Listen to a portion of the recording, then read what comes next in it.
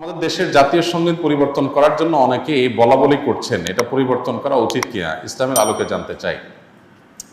জাতীয় সঙ্গীত পরিবর্তন করার দাবি এবারই শুধু উঠছে তা নয়, এর আগেও বারবার উঠেছে, আপনারা জানেন। কেন উঠেছে সেটা নিয়ে তর্ক আছে, বিতর্ক আছে, এটা উঠা উচিত কিনা বা এই সঙ্গীত থাকা উচিত কিনা, বা জাতীয় কোনো গীত, জাতীয় কোনো স্লোগান থাকা উচিত নাকি সেটা পরিবর্তন করা দরকার, সেটা নিয়ে আলোচনা হতে পারে। আমি সে আলোচনায় যাব, তার আগে একটু প্রাসঙ্গিক অন্য একটা বিষয় বলি। সেটা হলো যে দেশপ্রেমের নামে, দেশত্ববোধকতার নামে, দেশত্ববোধক কাজের নামে আপনি কোনো গীত, মিউজিক সংযুক্ত করে, বাদ্যযন্ত্র সংযোগে আপনি যদি কাউকে শুনতে বাধ্য করান, তাহলে সেটা তার স্বাধীনতার খর্ব করার শামিল, বিশেষ করে মুসলমানদের ক্ষেত্রে। কারণ ইসলাম যেহেতু বাদ্যযন্ত্র যোগে কোনো গান বাদ্যকে অ্যালাউ করে না, কোনো গানকে অ্যালাউ করে না, বিধায় আপনি দেশাত্মবোধক গানের নামে, দেশপ্রেমের নামে আপনি আমাকে যদি এটা চাপিয়ে দেন, তাহলে এটা হবে আমার অধিকার লঙ্ঘন করা, আমার অধিকার খর্ব করা। সোজা কথা, দেশের সংখ্যাগরিষ্ঠ মানুষ যেটাকে হারাম মনে করে, সেই কাজ আপনি দেশের মানুষের উপর চাপিয়ে দিতে পারেন না। হ্যাঁ, দেশের একটা স্লোগান থাকলো, একটা গীত থাকলো, সেটার কথা মনের ভিতরে যদি আপত্তিকর কোনো কিছু না থাকে, সেটা ভিন্ন বিষয়, অবশ্যই সেটা গ্রহণযোগ্য হতে পারে। এবার আসা যাক এই গানটা নিয়ে, যে আমাদের যে জাতীয় সঙ্গীত আছে, আপনারা জানেন যে রবীন্দ্রনাথের লেখা এই গানটি বাংলাদেশের জন্মেরও আরো বহু আগে তিনি লিখেছেন।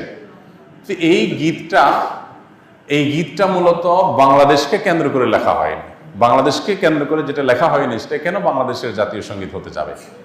এটা একটি বিষয়। আরেকটা বিষয় হলো, যেই গীতের মধ্যে কোথাও বাংলাদেশ শব্দটাই নেই, সে গীত কিভাবে এদেশের জাতীয় সঙ্গীত হতে পারে? বিধায় আমি তো মনে করি যে এই দাবিটা অযৌক্তিক না, যে আমাদের জাতীয় সঙ্গীত পরিবর্তন করা এটা সময়ের সবচেয়ে গুরুত্বপূর্ণ দাবিগুলোর মধ্যে থেকে একটি। আরেকটা এখানে বিষয় হলো যে আপনারা জানেন যে হিন্দু ধর্মাবলম্বীরা তারা পূজনীয় বা দেবতা তুল্য এরকম কিছু মানুষ বা কোনো ব্যক্তি বা বস্তু থাকে, তাদেরকে তাদের দৃষ্টিতে তারা সেগুলোকে মা বলে সম্বোধন করে। ইসলাম আমাদেরকে এরকম কোনো ধারণা দেয় না। মাতৃভূমির প্রতি ভালোবাসা এটা একটা স্বকীয় বিষয়, এটার জন্য মুসলমান হওয়া প্রয়োজন নাই, এটার জন্য মানুষ হওয়া যথেষ্ট। শুধু মানুষ কেন, অন্যান্য প্রাণীর মধ্যেও কি আছে? নিজের ভূমির প্রতি নিজের টান আছে।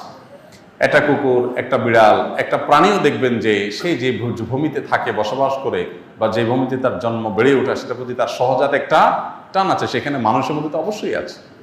আমাদের প্রিয় নবী সাল্লাল্লাহু আলাইহি সাল্লাম মক্কা থেকে যখন হিজরত করে মদিনায় আসছেন, তাকে যখন কেবলা পরিবর্তন নির্দেশ করা হলো, তিনি যখন ফিলিস্তিনের দিকে নামাজ আদায় করছিলেন, তিনি বারবার করে মক্কার দিকে যেন কেবলা করে নামাজ পড়তে পারেন, নিজের মাতৃভূমির দিকে ফিরে যেন তারা সালাত আদায় করতে পারেন, সেজন্য আল্লাহর কাছে বারবার করে বিভিন্নভাবে আর্গুমেন্ট পেশ করছিলেন। আল্লাহ তাআলা কোরআনে সেটা উল্লেখ করেছেন, ফালানুওয়াল্লিয়ান্নাকা কিবলাতান তারদাহা, হে রাসূল, অচিরেই আপনাকে আপনার মনের মতো আপনি যে কেবলার প্রত্যাশা করছেন সেদিকে ফিরে সালাত আদায় করার নির্দেশ দান করবে। এখান থেকে বোঝা যায় মাতৃভূমির প্রতি সহজাত টান থাকা এটা একেবারে প্রাকৃতিক একটি বিষয়।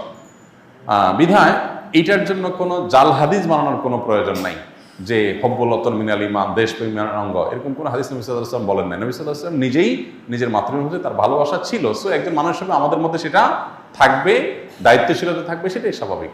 আলাদা করে জাল হাদিস বানানোর প্রয়োজন না। যাই হোক, তো মাতৃভূমির প্রতি টান এক জিনিস, আর সেটাকে পূজা করা আরেক জিনিস। ইসলাম আমাকে এটাকে পূজনীয় করতে বলে নাই।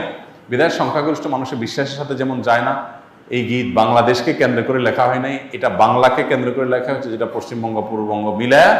অতএব এই জ্ঞান মূলত এই দেশের জন্য না, যার কারণে এই গীত বা স্লোগান বাংলাদেশের এটা পরিবর্তন হওয়াটাই হলো যৌক্তিক। এটাকে যারা মনে করেন অপরিবর্তনীয় বা পরিবর্তনের দাবি তুললেই যারা মনে করেন যে বোধহয় সব গেল, তারা কি এটাকে করোনারিস মনে করেন নাকি, যে করোনারিস এটা পরিবর্তন করা যায় না, এটা তো পরিবর্তনযোগ্য। অতএব এটা পরিবর্তন করার দাবিটা আমি ব্যক্তিগতভাবে মনে করি যে অযৌক্তিক নয়। ডিপ্রেশন, দুশ্চিন্তা থেকে মুক্তির উপায় কি? ডিপ্রেশন এবং দুশ্চিন্তা এখন ঘরে ঘরে। যত বেশি সম্পদ, যত বেশি মানুষের দিনকাল ভালো, তত বেশি মানুষের মধ্যে দুশ্চিন্তা, ডিপ্রেশন বেশি। তো এই দুশ্চিন্তা এবং ডিপ্রেশন এটা থেকে মুক্তি লাভের জন্য আমাদের যে কাজগুলো করতে হবে, তার ভিতরে 1 নম্বর হলো 5 ওয়াক্ত নামাজ যথাযথভাবে সুন্দরভাবে আদায় করতে হবে, খুব লম্বা সময় নিয়ে, ধীরে ধীরে। দ্বিতীয়ত, আপনি বেশি বেশি করে কোরআনে কারিমের অর্থ সহকারে তেলাওয়াত করবেন। এটি দুশ্চিন্তা থেকে মুক্তি লাভের জন্য অন্যতম কারণ। বিশেষ করে সূরা ইউসুফ সম্পর্কে অনেক উলামা বলেছেন, এটা অর্থ সহকারে বুঝে পড়লে, মহব্বতের সাথে পড়লে, তাজবিদের সাথে সুন্দরভাবে পড়লে ইনশাআল্লাহ দুশ্চিন্তা থেকে মানুষ বাঁচতে পারে। তৃতীয়ত, দুরুদের আমল এ সম্পর্কে হাদিসে পরিষ্কারভাবে আমাদেরকে নবী সাল্লাল্লাহু আলাইহি ওয়াসাল্লাম নির্দেশনা দিয়েছেন যে নিয়মিত যদি কেউ দুরুদ পড়ে, সবসময় দুরুদ পড়ে, তো আল্লাহ তাআলা তাকে দুশ্চিন্তামুক্ত করেন। আরেকটা হলো ইস্তেগফার। ইস্তেগফার যদি কেউ নিয়মিত পড়েন, তাকেও আল্লাহ তাআলা দুশ্চিন্তা থেকে হেফাজত রাখেন। আর এছাড়া দুশ্চিন্তা থেকে মুক্তি লাভের জন্য একটা বিশেষ দোয়া আছে, নবী সাল্লাল্লাহু আলাইহি ওয়াসাল্লাম পড়তেন, আল্লাহুম্মা ইন্নী আউযু বিকা মিনাল হাম্মি ওয়াল হাযান ওয়া আউযু বিকা মিনাল আজজি ওয়াল কাসল ওয়া আউযু বিকা মিনাল বুখলি ওয়াল জুবন ওয়া আউযু বিকা মিন গালাবাতিদ দাইনি ওয়া কাহরির রিজাল। এই দোয়ার প্রথম অংশ যেটা, আল্লাহুম্মা ইন্নী আউযু বিকা মিনাল হাম্মি ওয়াল হাযান, আল্লাহ আপনার কাছ থেকে দুশ্চিন্তা, পেরেশানি, ডিপ্রেশন থেকে আমি পানা চাই, এই দোয়া বিশেষ করে পাঠ করবেন। আর এমনিতে নবী সাল্লাল্লাহু আলাইহি ওয়াসাল্লাম নিয়ম ছিল, কানাইজা হাযাবাহু আমরুন ফাযা ইলাস সালাহ, কোনো বিষয়ে যখন তিনি পেরেশানিতে পড়তেন নামাজে চলে যেতেন, 2 রাকাত নামাজ পড়তেন। আর এর বাইরে বিশেষ করে ভোর রাতে তাহাজ্জুদের সময় উঠে নিরিবিলি আল্লাহর সাথে একটু মন খুলে কথা বলেন, ইনশাআল্লাহ আল্লাহ তাআলা আপনার মানসিক অশান্তি দূর করবেন। আমি এক জাহেল ফ্যামিলির আলেম। আমার পারিবারিক অবস্থা এমন যে কেউ কারোর সাথে একান্ত প্রয়োজন ছাড়া কোনো কথাই বলে না।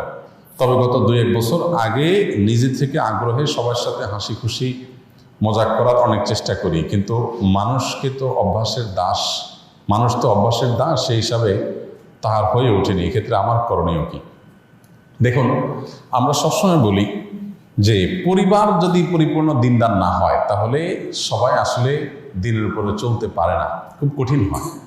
এখন পরিবারের যদি বেশিরভাগ সদস্যই জাহেল হয় বা দিনের ছোঁয়া থেকে দূরে থাকেন, তাহলে তাদেরকে আমরা দিনের পথে আনার জন্য চেষ্টা করতে পারি। কিন্তু হেদায়েতের মালিক কে?